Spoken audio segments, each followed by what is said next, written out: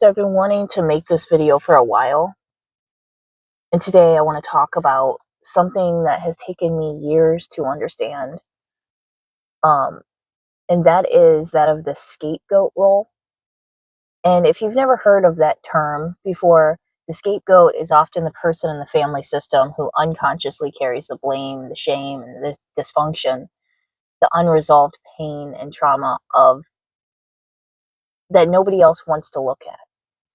And they're often the truth teller and the sensitive one or the emotional one, the one who asks the questions, the one who doesn't fit in neatly into this family narrative.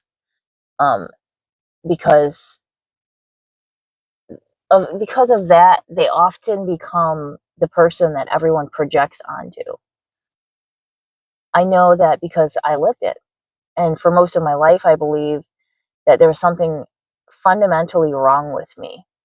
And this contributed to ultimately to my addiction and to the depression, to the escapism.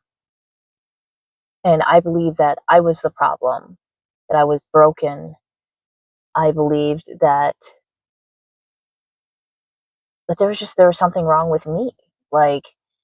And that was what was being projected back at me. And what I didn't understand is that many of the things that I was carrying didn't actually belong to me, and that people were projecting their fears onto me, their anger and shame and blame and unhealed wounds all being projected at me. And the hardest part is that most people aren't even aware of it. They don't even understand or know that they're doing it. It's completely unconscious.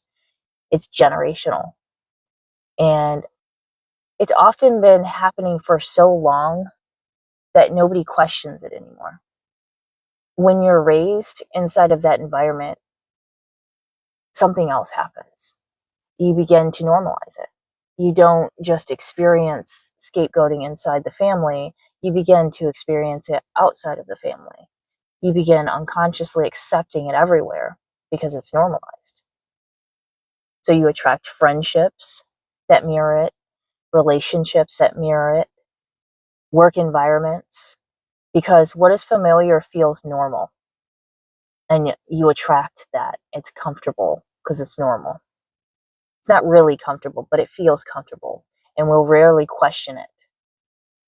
And I carry this pattern for so many years, and I still catch myself in it. And I'm just breaking down my own blueprint patterns. I'm just realizing that this even exists. And mind you, I took psychology and sociology in college. And scapegoat is not a woo-woo concept. This is a real family sciences concept. So anyway, I became a victim to it in my own mind. And I developed an identity around being misunderstood, rejected, blamed, and abandoned. And eventually that pain became too heavy. And not because I'm weak, but because I felt everything so deeply. I absorbed everything, and I didn't know how to process it, so I escaped. And my addiction, it didn't begin with drugs. The drugs came later. The addiction began with the desire to escape. The drugs were a symptom to the addiction, to the pain. The addiction became a desire to escape the pain, escape the shame, the rejection, the feeling that I was carrying the weight of the world. And then after an injury, when I was prescribed pain medications, eventually that progressed into harder substances like heroin when I couldn't get my hands on opiates. When my prescription was gone, I moved to heroin because I was then had a physical dependency. See, there's a difference between addiction and physical dependency. The addiction is the obsession and compulsion. The needing the drug, that's the physical dependency. Because if you take something for so long, your body gets so used to having it. When you don't have it, you can withdraw from it, and if you feel sick.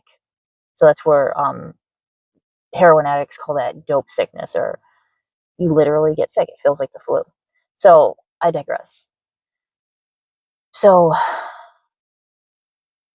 they were a symptom, right? A coping mechanism, and a survival strategy. in an attempt to numb what I didn't yet know how to heal or to handle or deal with.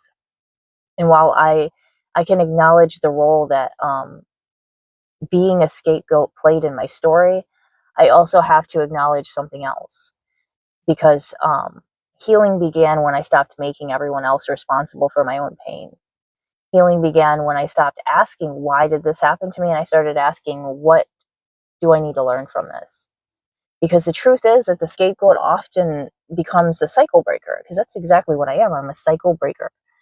And I'm the one who sees the pattern.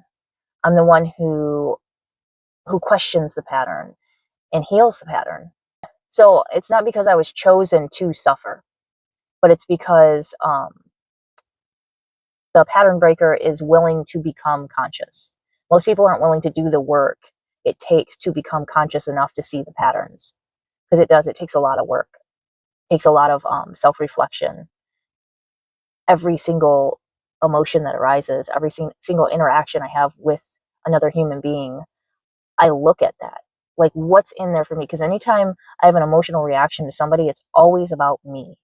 Like, when I get mad at somebody, there's a reason I'm getting mad at them, and it's not because of them. They're just being them, even if they're in their own stupidity and it's not right. The reason I'm emotionally reactive towards it is because I hold something within me that's judging it. Like, so it's reminding me of something within myself. So anyway, I learned from that role, and I transformed that role into purpose. So the very wounds that nearly destroyed me became that doorway to understanding myself. And if you've spent your whole life feeling blamed, misunderstood, rejected, like you're carrying everyone else's emotional baggage, I want you to know something. You're not broken. You may simply just be carrying a role that was never yours to carry.